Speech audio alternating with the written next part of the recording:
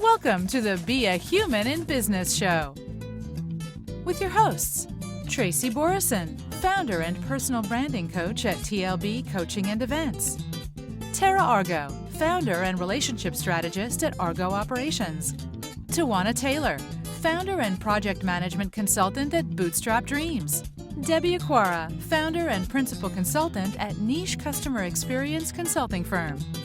Let's start the show. Welcome, everybody. Welcome back to another episode of the Be a Human in Business show. Yay! We have a very fun topic for you guys today. We are going to be talking about humanizing the virtual experience. So we've all been in this new global pandemic lockdown, not lockdown environment for a year now. I think we're celebrating a little more than a year in most places. And so we've kind of come to the point where this virtual experience, it's not going to go away.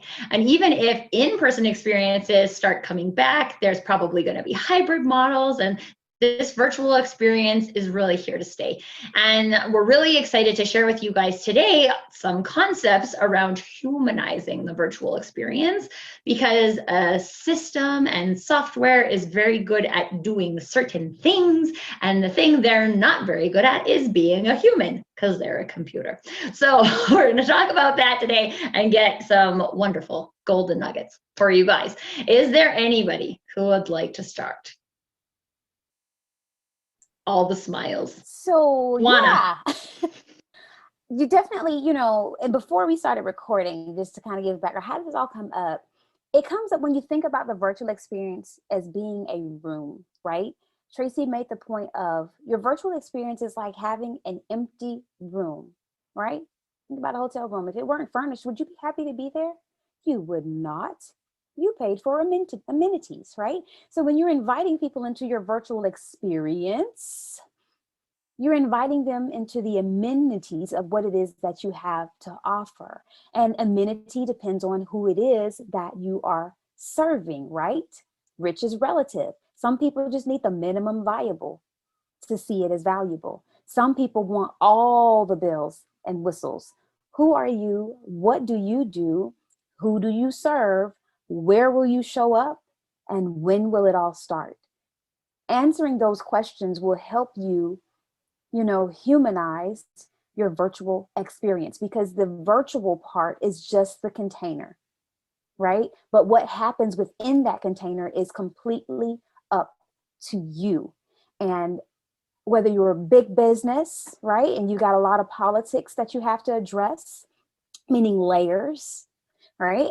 Whether you are an entrepreneur and you can make quick decisions because you are the decision maker, you still have the option, you still have the autonomy to choose what aligns with you and how you can humanize, right, that virtual experience. And so, Tara or Debbie, especially you, Debbie, being, a CX pro, a CX genius, right? Tawana's curating her experience right now. It's a little genius right there. This is real It's your vice here. president right there. But this is a really great point though too, right? Because when we're talking about experience like that is a human experience that Tawana is having right now, right? And we often, like when you think about a virtual experience as an empty room, none of that is happening, right? But guess what also is not happening? People are not talking to each other. People aren't having a drink and cheersing. They're not, I was saying that if my room is like fiesta, right? Like it's loud and there's music and there's dancing, and like this is the experience that I like. And just because there is a container, and there's lots of different containers, right? Like I have to still do something. I still have to show up as a human in order to create a fiesta. I just can't come into an empty room and be like, fiesta, and everybody is like, Tracy, okay. What you did, you turned your container into a cantina. Yes. Because it is exciting. It is fun, and people know where to come in and when to come in and what's going to happen. You set the tone, right? You set the tone. in your and a tone, like I could talk about this for a very long time. I'm going to let Debbie talk because I see she's got her mute button off. But this is heavily driven by your personal brand, right? You guys, so I talk about this a lot in terms of how I want to curate my experience for my people is different than the way Tara curates her experience and Debbie curates hers and Tawana curates hers. And it's not that one is better or worse.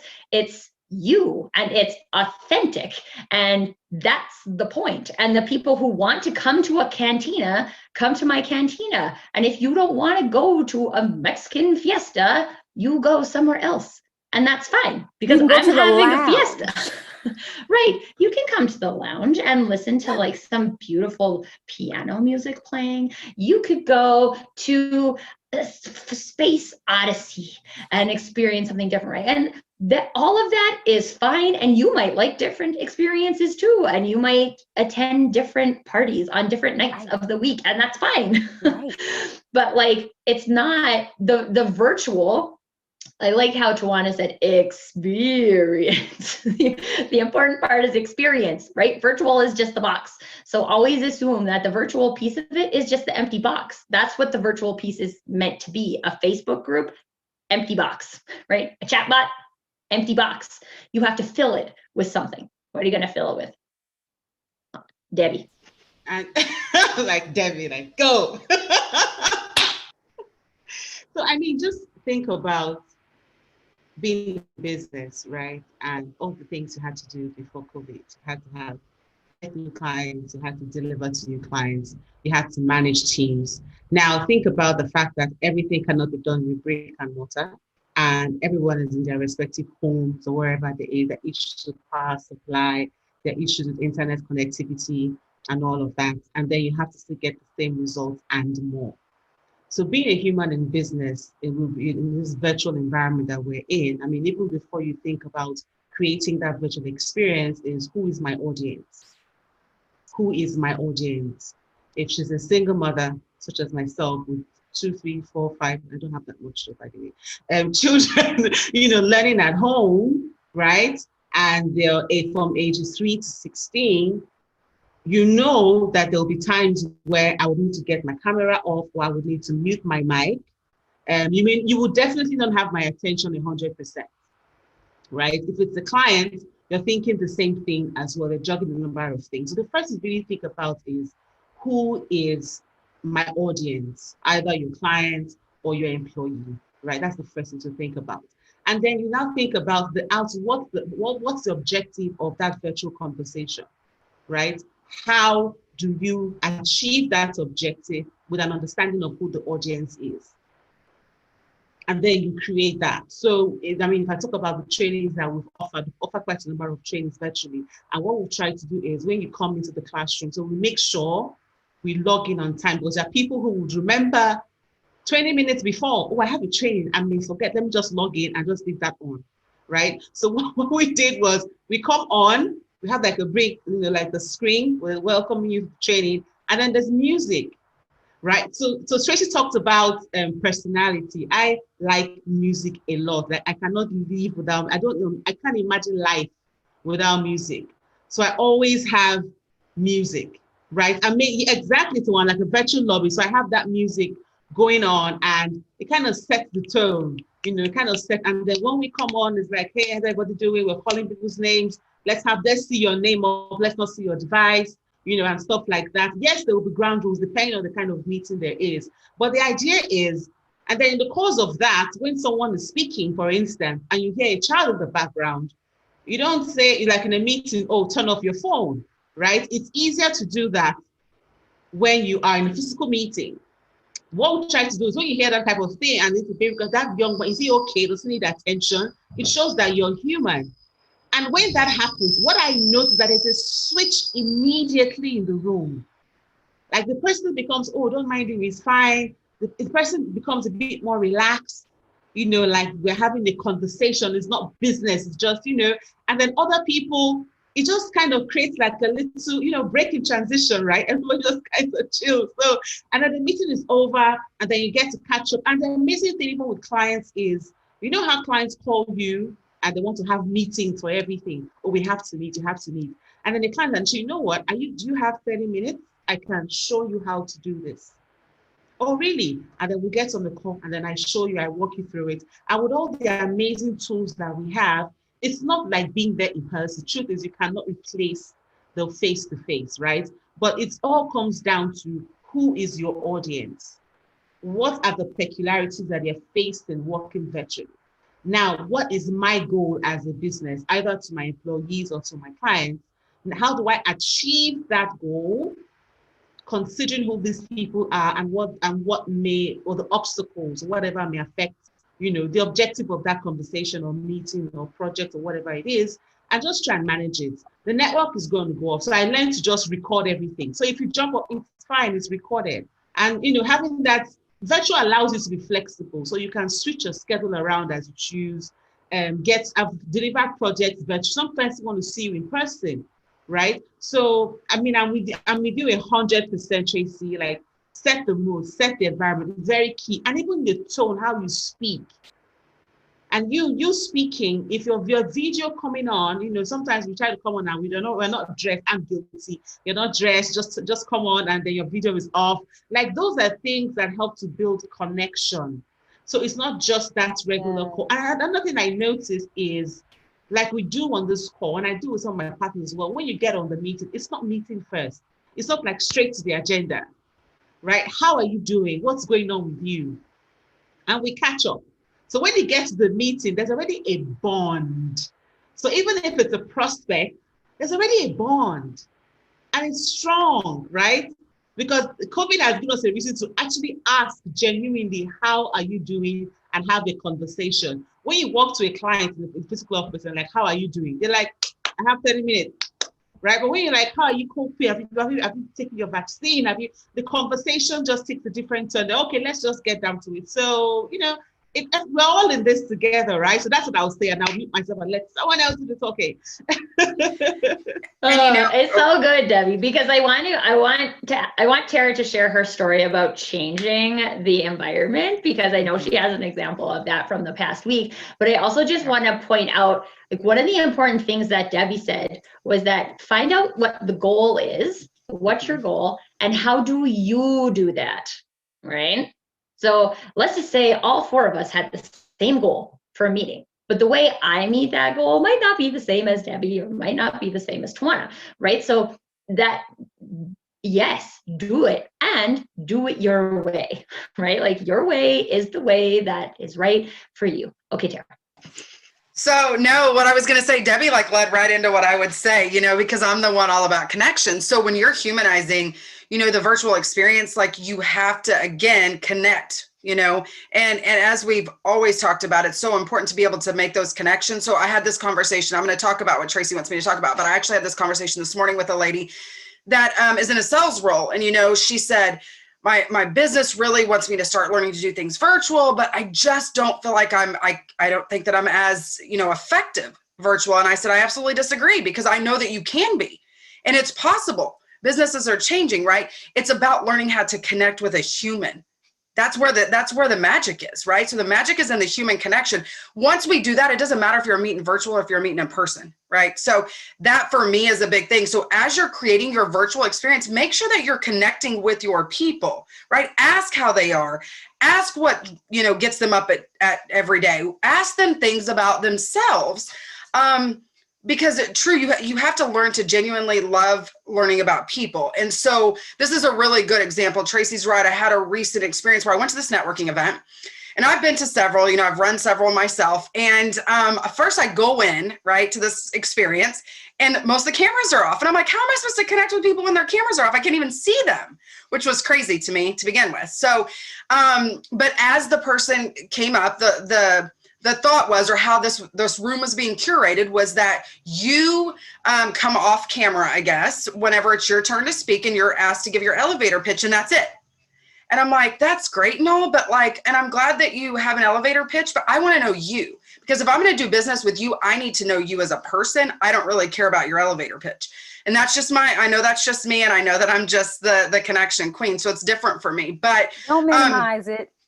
Well, but it's true. It was really crazy to me. So needless to say, everybody went through their stuff, right? And we're But when I walked into this room, I felt really heavy. I felt like that's where like people go to die. It was like this really weird, like I'm in a networking event. I'm like so excited to be here. I know that sounds funny, guys, but I was like, what is going on? Like everybody was like this. Yeah, don't minimize And I was like, your power. Yeah. And I was like, this is so crazy. I've never been to something like this. So I'm sitting there, I'm thinking about it. And I thought, you know what, after everybody's done, and there was still 40 minutes, right? I've never left a networking event early. I've never stopped a meeting early. There is always room for conversation. I don't care what it is. If you have an hour set aside, make it worth their time. And so we got to that last like 40 minutes and they were like, well, if there's really no questions, then we'll just go ahead and leave. And I thought, wait a minute, like there's a lot of people here and no one seems to be really excited about anything. So I'm just going to ask a couple of questions. So I said, I raised my hand and I said, could I just ask a couple things? First of all, it's, very important for me to know where you're from. So where is everyone in the room from? And then tell me what you're passionate about. Do you guys know that as soon as I asked those questions, the faces started to light up, the chat box started to light up, people became humans again. And they were so excited that somebody would ask them about themselves. And it changed the entire dynamic of the room. And I was trying to prove a point to myself, I think, but two, I wanted others to see the importance of a human connection. But that was a story I'll probably share till the day I die, because it's so incredibly important to know that, again, there's room for conversation. It took two little questions for people to start coming out of their shell. I'm feeling comfortable enough to talk about it. And one lady did at the end say, thank you so much for asking this question. I've never had anyone ask me that before. So I digress, but it is about the human connection for me. It is. And another thing that's really powerful and how you can humanize this virtual experience yet not lose the benefit, right? Leverage technology. And that is by putting processes and systems in place based on what you have validated by, as Tracy and Debbie said, knowing who your audience is, as Tara has already expressed, right? Knowing what's important to them so that you can get the experience. And then your processes and systems, when you establish them and you put them into practice, they can actually mitigate the predictable nuances, right? So we didn't know my daughter was going to come and give me a second hair flip during the talk, but that didn't stop anybody from listening or from conversing, right? But what we can do is we can set up whatever your technology system platform that you're using for your virtual meetings. You can mute people as they come in, or you can mute them yourselves as they talk to focus on the main person that needs to be speaking. You can set it in a webinar setting so that you don't see and people can't get distracted by all the other things, right? And you can have it focused on the presentation. Yet you can have protocols in the chat at the top of the meeting or the event. Have someone be a concierge, right? Be a virtual concierge for your virtual experience and engage others. Hey, make sure to put in the chat who you are, where you're from, right? What your business is, your city and your location, little nuances like that. Put calls to actions in your virtual experience. If this resonates with you, drop an X. If you want to hear more, type yes. If you want to, right? You can just as though you were sitting in a stadium, or just as though you were sitting, lecture style in a hotel conference room. And you would have people laugh, and you would have people raise their hand if it made sense, and you would have people engage. You can do that in your virtual experience, right? It doesn't have to be boring. It doesn't have to be dry. You can decide what it needs to be.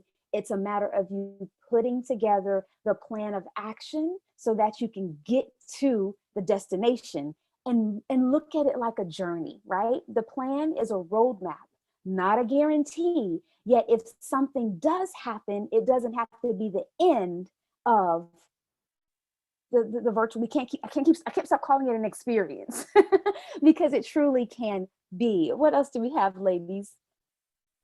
Well, I think Debbie might have something to say on this too, is the concept of that journey, right? When you're having an interaction with another human, it builds, right? So it starts somewhere and then it continually builds. That's a journey. That's a relationship, right? We have them in our personal lives. We have them in our businesses. lives. I know like in the last probably 10 years, the whole customer journey in the business perspective has been very important. I see it a lot in my business too, with even like the marketing journey. Like when people start listening to you, where are they, right? Like, where are you trying to help them go?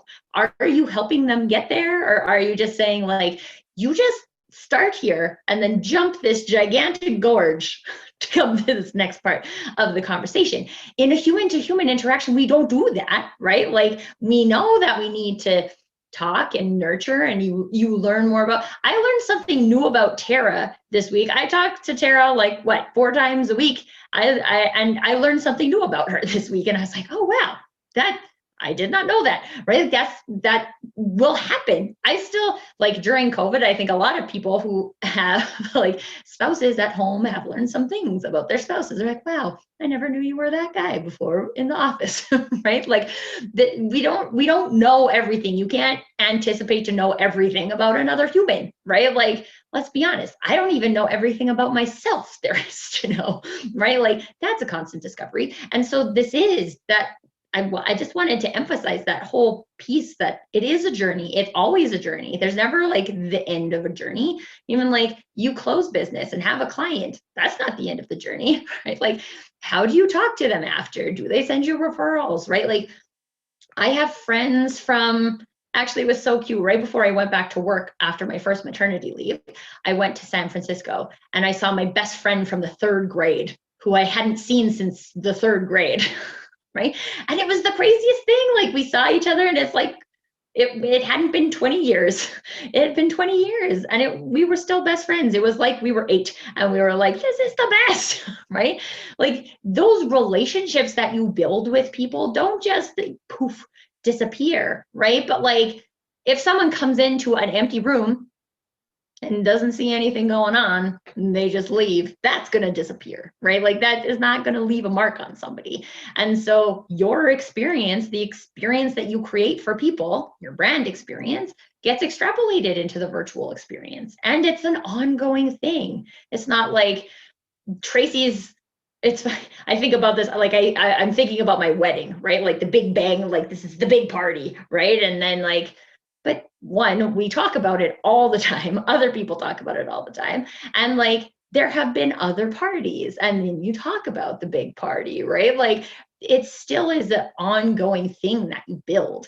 And so that was a really long description of journey and why it's important, but it's good. Journey, it's important. It paints a picture, you know? And as always, we have a beautiful summary for you, our audience, as you are watching this and thinking about how you will humanize your virtual experience. We encourage you to remember, virtual is just the container, right? You decide who your audience is and explore what they need.